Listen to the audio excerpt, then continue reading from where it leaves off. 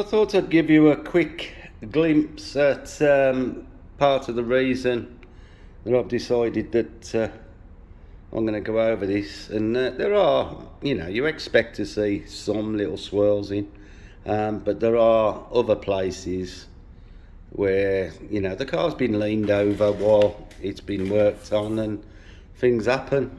You know what I mean? It's I don't want to slate anybody for it. He says, because they're there to do a job and not to treat these like they're covered in cotton wool. They're not like us, but you can clearly see there's some quite bad marks in the paintwork. You can just see one there, going along the car. Even masking the car up really with the sheet rubbing against the paint is going to mark it.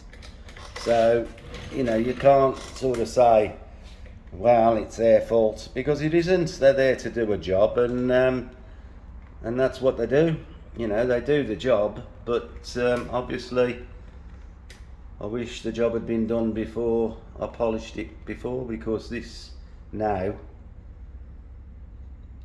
is not going to take me as much work as it did the first time, but there's still time got to go into it to put it right. So, and it's basically like this all over the car. So I'm going to get at it and stop talking about it and just do it. So I'll see you later.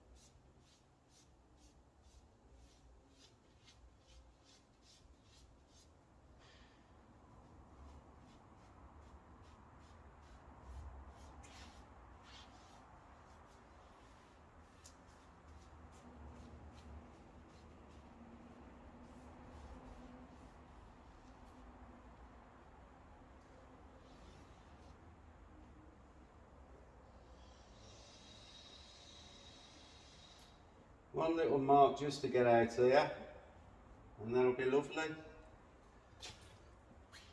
I'll go as far as to say I've just finished this rear quarter, and I hate to say it, but I do think that this time, given that I'm having to cut the ceramic off, basically to remove the scratches that's in the ceramic and the deeper ones that have gone through to the paint,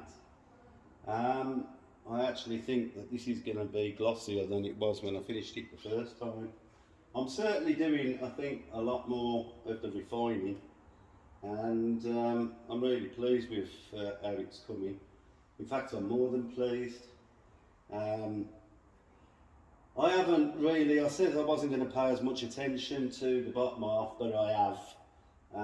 And now this whole of this rear quarter roof boot looks glorious, and I just want to get these. There's a few marks, you know, I mean, who knows how they get in there.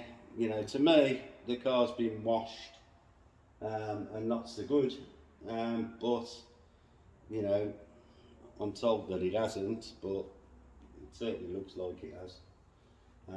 The only way you're going to get the sort of scratches that I've found is by washing it or wiping it down dry. But no, it's going to be glorious. I'm going to be pleased with this, and I'm sure Matthew will. And we'll see if the people at its first show think it is as well. So if you're at Donington, look for the car and judge for yourself and let me know. See you later. Hello, this is Ted from The Devil's in the Detail, but I'm sure you already knew that. What I wanted to do is talk about the Escort that I'm working on, and I've already said this car has already been here before, and it's had ceramic coatings, it's had the Geon Synchro product, which is Mose and skin.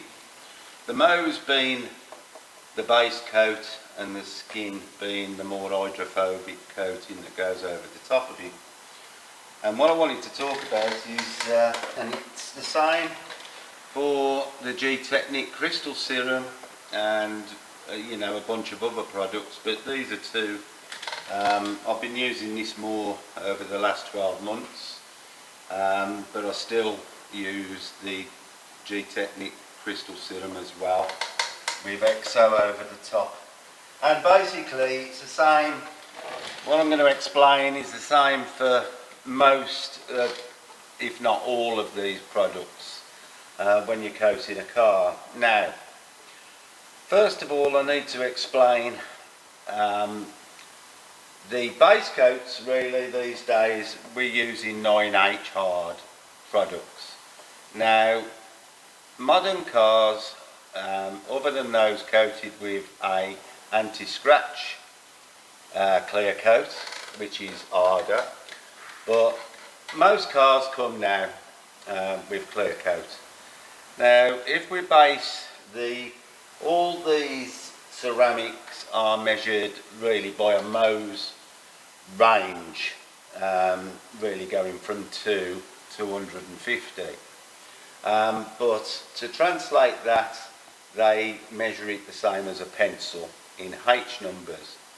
So basically a modern car that has got clear coat, and you can jump in at any point in the comments and say, Ted, you're wrong, but if we say that the clear coat is basically about 3H hard, and we're applying a 9H hard product. Now, instantly, because these things come with, let's see, you know, smart surface science, we all basically think, well, we're coating the clear coat and we're going to take it from 3H hard to 9H hard, which is why it's more anti-scratch than previous, and this is true to a degree. Now this car happens to be a single stage non-clear coated car, and it's really soft paint. So we'll take it that that's about 1.5H hard. Now putting a 9H hard product onto the car, you instantly think, well, we're hardening the paint. This is not true. The product that we put on takes on the characteristic of the paint that's already on there. This product is designed to bond into the pores of the paint and give protection against contamination, some chemical protection, UV protection, and you know, most importantly, it makes it easier to wash. It is not going to make this 1.5H hard paint 9H hard. It's just not going to happen. So basically, if you paint soft beforehand, it's still going to be soft with a coating on it. The coating is, you know, not like another coat of clear coat that's super hard. You know, it's a chemical product that we're applying by hand.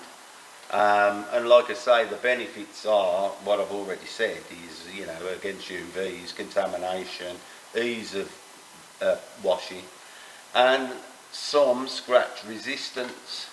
This doesn't mean it's bulletproof and it's not going to mark.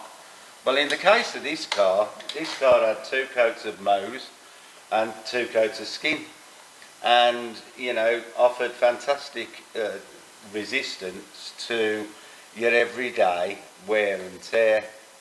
Now, this car's come back for a freshen up, and to be honest, it's exceeded you know, my thoughts of how much damage the car could have,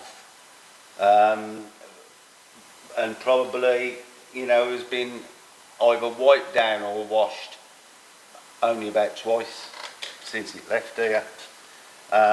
Whether it was washing or whether it was wiping is irrelevant. You know, it's damaged the clear coat, or not in this case, there's no clear coat, but it's damaged the surface coatings. In some cases, the scratches have gone through the coatings, and so I'm having to do more work. I've got to polish off the coatings to take the scratches out, so it means I've got to replace the coatings. Now, you might ask, why am I going to replace the coatings if it's not going to stop the scratching? Well, if the car's looked after carefully and properly, it reduces the amount of scratching that's going to be inflicted on the car during washing.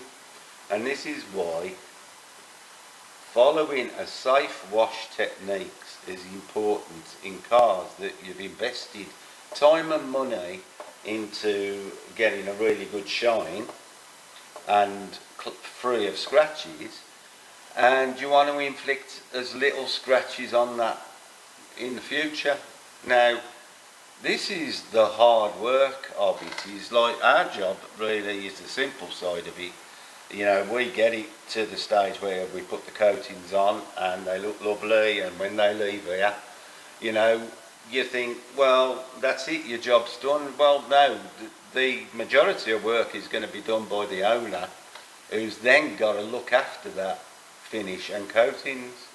And in this case, and in some other cars that have soft paint, it can be a bit of a nightmare because the washing process has to be that light, and it still will inflict some marks. You certainly don't want to be rubbing these with a drying towel to dry it off, because the softer they are, the more you're going to mark it, and there's really not much more you can do. That's why we blow dry the cars, is to touch it as little as possible. The less you touch it, the less you're going to mark it. Some cars, obviously, you know, the clear coat's hard, which means that the product will be hard, and so you can be not aggressive, but you haven't got to be as mindful when you're washing it. In the case of this paint, you know, it's single stage 2K paint that's very, very soft, and so it's got to be treated, you know, with, it's like cotton wool. You know, if you want to keep this sort of condition, the washing process can take a long time, because you're going to be multiple, you know, your pre-wash routine has to triple. You want to get really 99% of the dirt off before you even lay a lamb's wool, or, you know, as soft as the softest lamb's wool you can get. And you don't press down on it, you use the hairs to clean it, and then you've got to dry it off, which we blow dry, and that's because the towel is going to create more scratching, especially if you're washing outside where dust is settling in the standing water on your car. and then you put the towel on and start dragging it off, then it's going to scratch and they will show up. You know, they won't show if it was a black car, it'd be virtually impossible to keep clean. As it is, it's a bright colour, it won't show up the scratches, you know, as bad, but you will be putting them in. Now, the reason that this is back is because this is a show car, or it's going to be a show car, and it's got to be as good as it can be. Now, keeping it that way is the hard bit, and really the product is not going to stop you scratching it. This has been worked on, it's had masking all over it, and you can imagine the masking's rubbing all down the shoulders all the time the car's masked up, and consequently the dust in the workshop gets under the masking and it rubs on the paint, and that's why this is back. There are marks where people have had to lean over, you know, to flat the panels, and at the same time, even if this was masked off, while they was working, they would be lifting and lowering the masking. I've done all this myself, you know, I have done the body work, I have done what I'm saying. This is how I know how the damage gets caused, because I've done it myself. You know, you're working on an area and then you realise what you've done, you know, around the area you've been leaning over. It's not really the worker's fault, because they can't reach without touching the car, and they bagged it off, or whatever the method they've used, if they've put brown paper on, but you're still rubbing against the panel, and that's why it creates this damage. Now I'm going to put it right, and I'm going to recoat the car, and then it's down to poor old Matthew to, you know, make sure it's washed correctly, and he is good. You know, he knows what he's doing. You know, he's got the eye for it and the patience, and that's what you've got to do. We spend about 3.5 hours washing a car that's been polished, because we don't want to mark our work. You know, we take a lot of pride in getting the finish, and we want to keep it like that for as long as possible. But in all fairness, the only way you could keep this car looking like this forever is put PPF on it. You know, and it's an expensive option, but you know, the money that's been invested into this car, I would probably consider having it PPF'd, because the self-healing properties in PPF nowadays, you know, if I had this PPF now, I'd guarantee that finish for 10 years. You know, as long as the PPF was looked after correctly, because that has to be looked after as well. But that's the only way to stop a soft car being scratched, is PPF it, and that's about the ultimate you can do in, you know, protection. I would probably say that, you know, the amount of money that I've got into this car, it probably is worth having it PPF, but you know, it's an expensive, very expensive option, and it probably costs more than having me, you know, well, it would cost more than having me repolish it, but the only trouble is there's only so much paint on a car that we can keep polishing.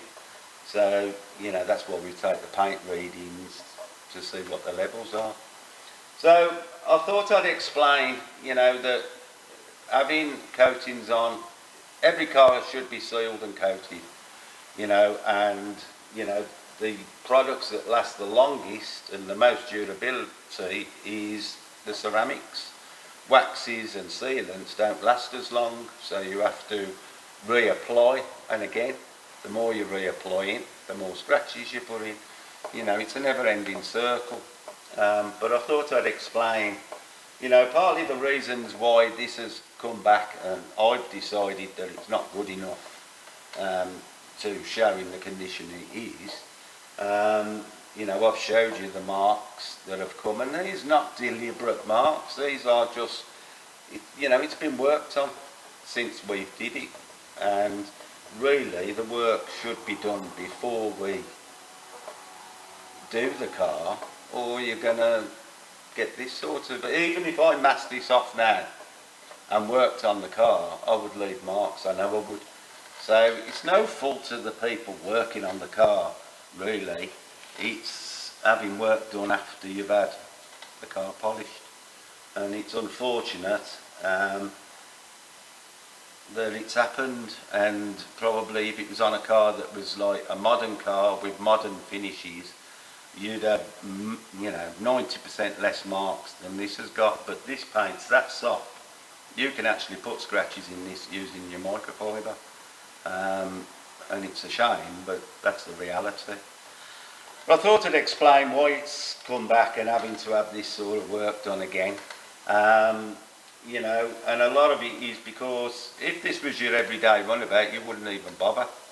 But this is a show car, and obviously my name's on the front of this, and I wouldn't want it going for its first showing with all the damage that was on there, because it looked like it didn't look like it hadn't been done. It looked great from 10 foot, you know what I mean, like, it looked $1 million.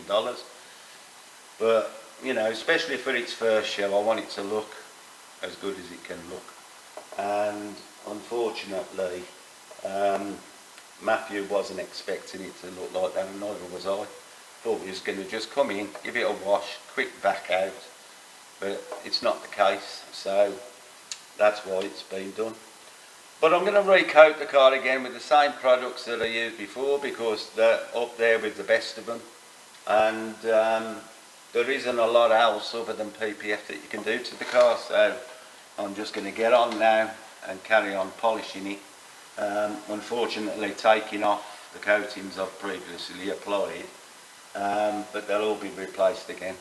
So anyway, I'm going to crack on, and I hope you enjoy the videos and have a little bit of more understanding of why this hasn't, it hasn't been butchered by the people who've worked on it.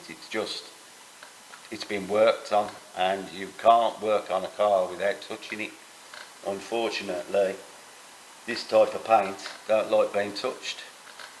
So let's get on with it and put it right. See you later, and I'll do some more videos of me putting it right. See you later then, bye. Hi, it's Ted from The Devil's in the Detail. Hit that subscribe button now. See you later and enjoy the video.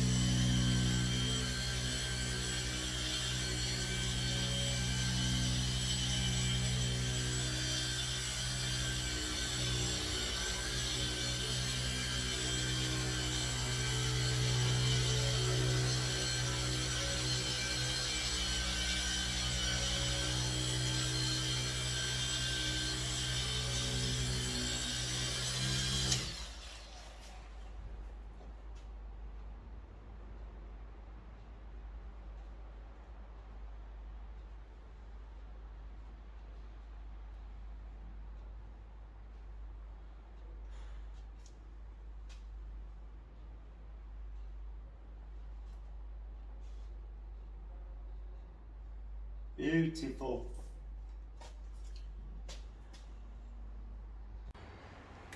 Right, this is the bottom half of the front driver's side wing, which I'm just about to start now, and this is the top of the wing, which I've just completed.